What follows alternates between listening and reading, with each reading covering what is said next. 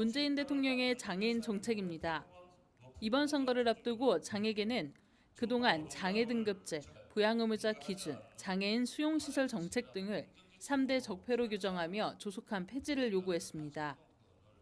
먼저 부양의무자 기준은 기초생활수급 신청자의 배우자나 부모, 일촌 직계 혈족 등 부양할 책임이 있는 사람이 일정 기준 이상의 소득이 있으면 신청자는 기초생활수급을 받지 못하는 기준을 말합니다. 지난 2015년 한국복지패널 기초분석 보고서에 따르면 기초생활보장제도 수급을 신청한 사람 중 80.17%가 어려운 생계를 해결하기 위해 수급 신청을 했다고 답변했습니다.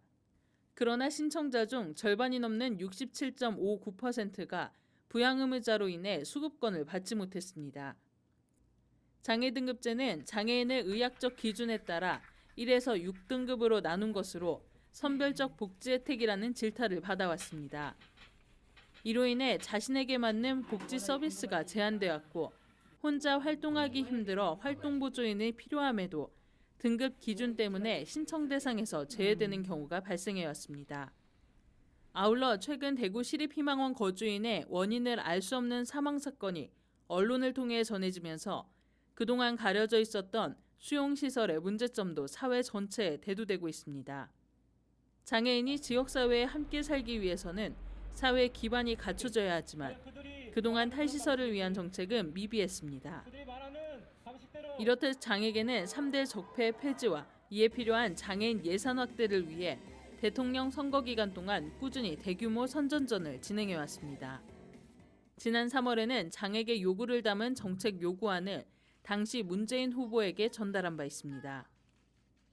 이에 문재인 대통령은 앞선 장애인의 날 기념사를 통해 장애가 빈곤을 부르고 차별과 소외를 낳는 낡은 대한민국, 장애인에게 더 혹독한 비정한 대한민국을 바꿔야 한다며 장애인의 완전한 통합과 참여를 최종 목표로 장애등급제 폐지, 부양의무자 기준 단계적 폐지 등 5대 공약을 받아들였습니다. 이에 장에게는 문재인 대통령 당선 이후 변화된 대한민국 복지를 바라는 기대를 전하고 있습니다. 복지TV 뉴스 정두리입니다.